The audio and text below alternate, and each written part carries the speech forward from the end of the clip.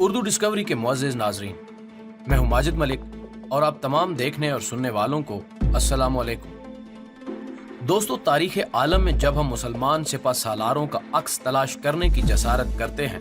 تو ہمیں کہیں ایوبی جلالت اور کہیں غزنوی للکار سنائی دیتی ہے، اور اگر مزید پیچھے پلٹ کر دیکھا جائے تو خالد بن ولید رضی اللہ تعالی عنہ کے علاوہ ان مجاہدین کی ایک طویل فہرست ملتی ہے جنہوں نے اپنی قوت ایمانی کے بلبوتے پر دنیا کی تاریخ کو ایک نیا موڑ بخش دیا۔ سلطان نور الدین جنگی، طارق بن زیاد، محمد بن قاسم اور اسی قبیلے کی کئی اور شخصیات بلا شبہ اوراق تاریخ میں آج بھی مسلمانوں کے عظمت رفتہ کی گواہی دیتی ملتی ہیں، لیکن آج کی زیر نظر ویڈیو میں ہم اپنے ناظرین کے سامنے اس مرد میدان کا تذکرہ رکھیں گے جس نے افغانستان کے سنگلاخ پہاڑوں سے اٹھ کر ہندوستان کو رنگین کرتے ہوئے خود کو محمود غزنوی کا عسکری اور سیاسی جانشین ثابت کیا۔ ہماری مراد ہے سلطان شہاب الدین غوری سے، جس نے اپنی بے مثال ہمت اور شجاعت کی بدولت دہلی پر پرچم اسلام لہرا کر اس بنجر زمین کو اللہ اکبر کے ایمان افروز صداؤں سے آشنا کیا۔ لیکن اس سے قبل ہم اصل موضوع کی طرف بڑھنے سے پہلے نئے آنے والے ساتھیوں سے درخواست کریں گے کہ وہ پہلے چینل کو سبسکرائب کرتے ہوئے ساتھ موجود گھنٹی کے بٹن کو بھی دبا دیں۔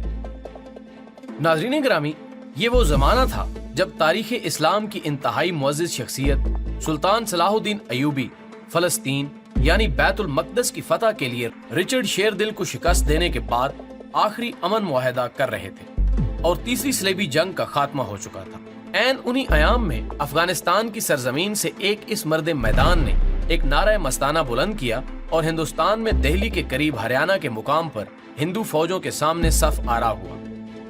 جبکہ آپ میں سے اکثر دوست اس بات سے آگاہ ہیں کہ اس سے قبل افغانستان کے ہی ایک حکمران سلطان محمود غزنوی نے ہندوستان کے راجہ جے پال کے ایک اقدام کے جواب میں ہندوستان پر کئی حملے کیے۔ راجہ جے پال کی خودکشی کے بعد بھی اس کی اولاد راجہ انند پال اور بھیم پال نٹراس اس مرد خدا کی طاقت کو آزماتے رہے، لیکن محمود کی قوت ایمانی کے سامنے ان کی کوئی چال نہ چل سکی۔ لیکن محمود نے ہندوستان پر قبضے کو اپنی منزل نہ بنایا، البتہ اس نے مجبور ہو کر تخت لاہور کو اپنے پسندیدہ وزیر ایاز کے حوالے کر دیا، اور آج کا پاکستان جس میں پشاور سے لے کر ملتان تک تمام علاقے شامل تھے کو محمود غزنوی نے اپنی سلطنت کا حصہ بنا لیا تھا۔ اب ایک دفعہ پھر سلطان شہاب الدین غوری میدان عمل میں اتر چکے تھے۔ سلطان شہاب الدین غوری نے ان علاقوں کا گورنر بننے کے بعد ہندوستان میں اسلامی حکومت کے قیام کا فیصلہ کرتے ہوئے جہاد کو اپنی منزل بنا لیا۔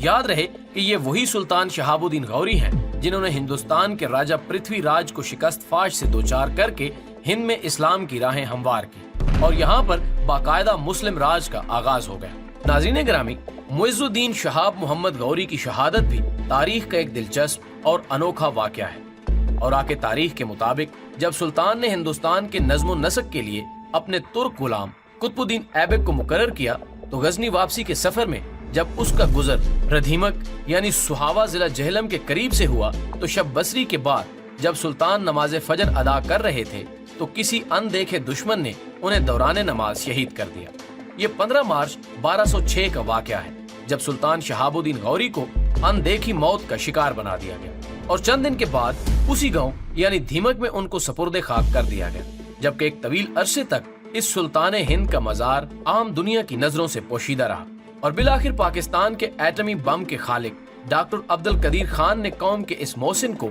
گمنامی کی دنیا سے نکالنے کے لیے دھیمک کے مقام پر جہاں یہ خواب ابدی کی نیند سو رہا تھا پر ایک شاندار عمارت اور باغ بناتے ہوئے اسے خراج تحسین پیش کیا۔ ناظرین محترم، شاید آپ جانتے ہوں کہ شہاب الدین محمد غوری کی اپنی کوئی اولاد نرینہ نہیں تھی، بلکہ وہ کہا کرتا تھا کہ مختلف سلاطین کے ہاں ایک یا دو یا اس سے بھی زیادہ اولادیں ہوتی ہیں جن میں سے کوئی ایک جانشینی کا حقدار ٹھہرتا ہے، جبکہ میرے ہاں سینکڑوں بلکہ ہزاروں اولادیں ہیں، یعنی وہ اپنی عوام کو اولاد کے برابر مقام دیتا تھا، اور اس نے اپنے چند ترک غلاموں کو ایسی تربیت دے رکھی تھی کہ وہ وقت آنے پر نہ صرف اس کے سپاہی بلکہ منتظم اعلیٰ کے فرائض بھی انجام دے سکے۔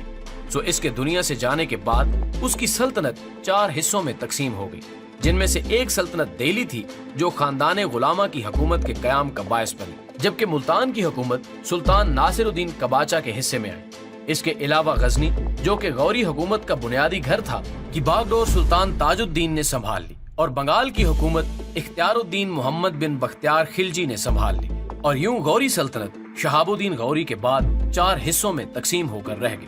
دوستو، ہمیں امید ہے کہ اسلام کے اس مرد مجاہد کے بارے میں یہ معلوماتی ویڈیو آپ کو ضرور پسند آئی ہوگی۔ اسے دوستوں کے ساتھ شیئر کیجیے اور ہمیں اپنی تجاویز سے ضرور آگاہ رکھیے گا۔ ہماری اگلی ویڈیو آنے تک اپنا اور اپنے پیاروں کا ڈھیر سارا خیال رکھیے گا۔